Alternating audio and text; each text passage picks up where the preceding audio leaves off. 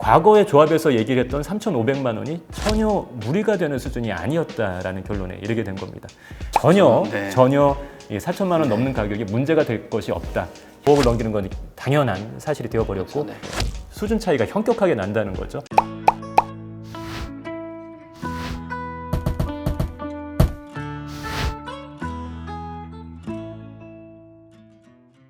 레미안 원베일리하고 그리고 동일한 강동구 안에서 최근에 분양을 진행했던 고덕 강일 제일풍경채 두 개 단지로부터 사실 상당 부분 유출을 해볼 수가 있겠습니다. 건설사 브랜드라든지 단지의 규모 면으로 봤을 때는 레미안 원베일리에 적용이 되었던 전체 분양 가격의 그 구성 요소 중에서 택지비 제외하고 건축비와 가산비 부분을 한번 참고를 해보실 필요가 있겠죠. 왜냐하면 땅값이 다를 수밖에 없겠죠. 지역이 다르니까. 고덕강일 제일풍경채에 있어서는 동일한 강동구이기 때문에 택지비 부분을 추출을 해서 한번 살펴보시면 되겠습니다. 중요한 부분은 고덕강일 제일풍경채가 공공택지였다는 거죠. 둔촌주공은 당연히 민간택지. 아무리 양보를 해도 민간택지가 공공택지보다는 동일한 자치구 내라면 비쌀 수밖에 없습니다. 그건 당연하죠. 그럼에도 불구하고 공공택지 수준으로 한번 택지비를 놓고 계산을 해보자 이거죠. 고덕강일 제일풍경채의 택지비가 3.3제곱미터당 2,521만 원으로 책정이 됐었거든요. 근데 그 시점부터 2021년도에 강동구 표준지 공시지가 상승률은 반드시 적용을 할 수밖에 없습니다. 그 기간 중에 상승률을 무시할 수는 없으니까요. 그러면 택지비가 2,844만 원 정도로 적용이 되는 것이고 레미안 원베일리의 건축비와 가산비로 나눠져서 적용이 됐었는데 뭐 둔촌주공은 예를 들어서 가산비 전혀 적용 안 해준다. 기본 건축비만 적용한다라고 하더라도 800만 원을 추가로 더해줘야 됩니다. 그럼 2,844만 원에다가 800만 원을 더하게 되면은 그것만 해도 3.3제곱미터당 3,600이 넘어가는 것이죠.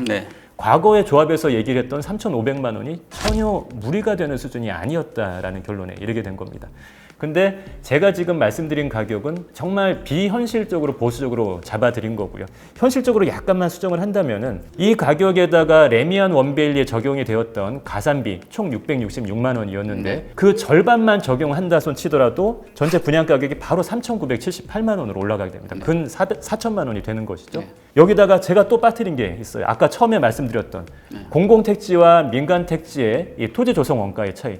당연히 민간택지의 토지 가격이 더 비쌀 수밖에 없습니다. 차가 좀 있습니다만 2020년 5월에 고덕강일 제일풍경채 부지, 그 부지의 개별 공시지가가 제곱미터당 58만 원이었고 둔촌주공은 제곱미터당 881만 원이에요.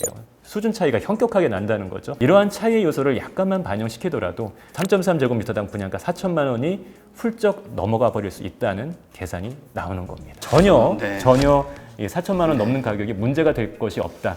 현행 분양가 상한제 제도나 기존 단지에 적용됐던 사례에 비추어서 절대 무리가 되지 않는 수준이다. 그리고 또 이런 것들 짚어줄 필요가 있어요. 가산비에 대해서 뭐 원베일리 같은 경우는 666만 원을 적용을 했는데 맞습니다. 여기는 아까 절반 정도를 이야기를 했잖아요. 그 이유에 대해서 좀 짚어주셔야 될 것 같습니다. 아주 정확하게는 레미안 원베일리는 다른 이제 반포지구 아파트들이 이제 그런 사례가 많았는데 특별 건축구역으로 지정이 되면서 특화 설계 부분에 있어서 현행 제도상의 가산비에서 이 적용을 시켜줄 수 있는 부분들 상당히 많이 인정을 받았습니다. 둔촌주공은 현재 그런 상태는 아닌 것이죠. 특별 건축구역으로 지정을 받지는 않았습니다만 상당 수준의 기부 체납을 했고 그리고 개별 단지별로 규모가 워낙 크기 때문에 개별 단지별 특화 설계가 안 들어갈 수가 없는 것이죠. 그런 형평성의 그 원칙에서 놓고 봤을 때 레미안 원베일리 100% 수준이 아니더라도 최소한 절반 그 이상의 가산비 수준은 적용시켜 줄 수 있다라고 제가 체크를 해드리겠습니다. 여러분 이런 그 분석은 집신랭만이 할 수 있는 그런 분석이 될 것 같습니다. 뭐 다른데 얘기해봤자 아니 이 정도 금액이면 그냥 강남 가지 뭐 여기 왜 사 그냥 그 정도 수준의 분석 아니에요? 그래서 아까 그 솔트베 선생이 메시지를 그렇게 긴급하게 전해 온 거예요. 이 정도 영상에 대한 분석이면 여러분 다시 한번 구독, 좋아요, 알람 설정 플리즈. 네, 그렇습니다.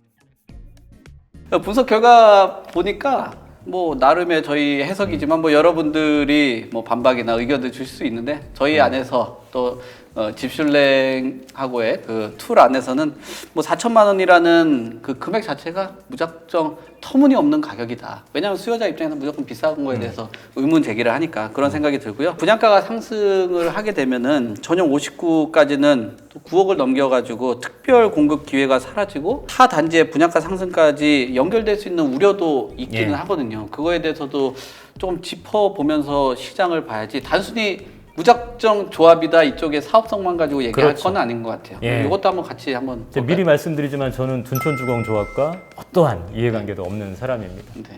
제가 거기 조합원이었으면 참 좋았겠다라는 생각은 들어요. 근데 어쩔 수 없는 거고 객관적으로 평가만 해드릴게요. 이제는 전용 84제곱미터는 현재 이제 추세상 뭐 9억을 넘기는 건 당연한 사실이 되어버렸고 그렇죠, 59제곱미터부터도 이제 9억을 넘길 수도 있다는 불안감이 들면서 아니 그럼 둔촌주공에 뭐 중도금 대출도 안 되고 59제곱미터도 특별 공급도 안 되고 이게 뭐냐라는 의견이 나오는 거죠. 근데 저는 이런 말씀을 드리고 싶어요.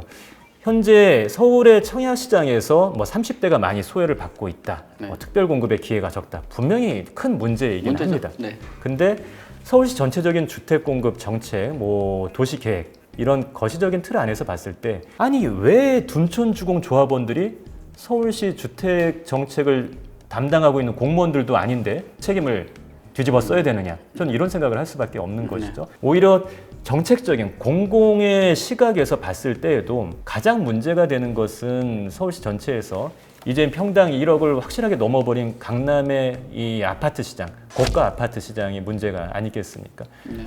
모든 이 주택난이 강남 가격의 급등에서부터 주변 지역으로 확산이 되면서 커지고 있고 어떤 정권에서도 강남 아파트 시세 잡는 것을 제일 타겟으로 했던 것이 사실인 네. 것이죠. 가격을 무조건 억지로 재단한다고 해결될 수 있는 문제가 아니고 불가능하죠. 네. 대체 수단을 만들어줘야 되는 것입니다. 그런 의미에서 강동구의 둔촌주공은 네. 충분한 역할을 할 수가 있다라고 생각이 들어요.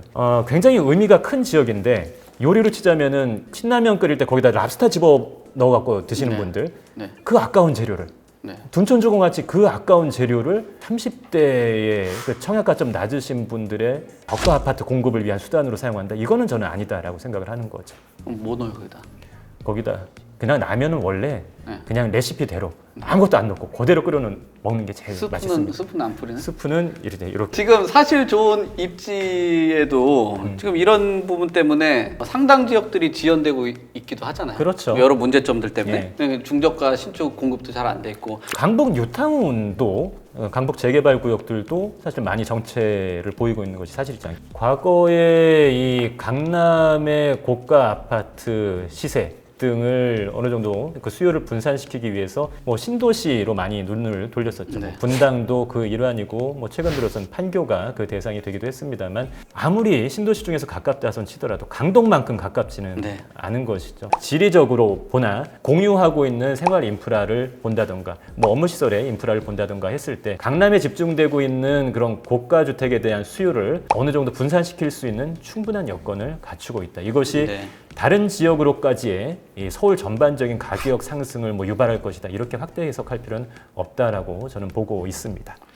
혹시 그 둔촌 주공에서 나오셨어요? 아유 전혀 아닙니다. 아니면 아까도 다음- 말씀드리지만 둔촌주공 조합원이었으면 내가 얼마나 좋았을까 이런 생각은 가끔 해봅니다. 스타 조합장 되고 싶은 뭐 그런 목적을 좀 두고 계신 거 아니죠? 그거는 해보시죠. 만약에 들어온다면 그건 마다하지 말아야죠. 네, 그래서 네. 그러한 수요를 만족시킬 수 있는 시설 수준도 전 반드시 필요하다고 생각을 하고요. 네, 저도 그 부분에 대해서는 뭐 상당 부분 동의를 하는 것 같아요. 근데 좀 너무 화가 나 있으신 것 같아가지고 시설 부분 할 때는 디저트 좀 같이 먹으면서 좀 화를 좀 누그러뜨리고 뭐 할 왜냐면 필요가 있을 것 같아요.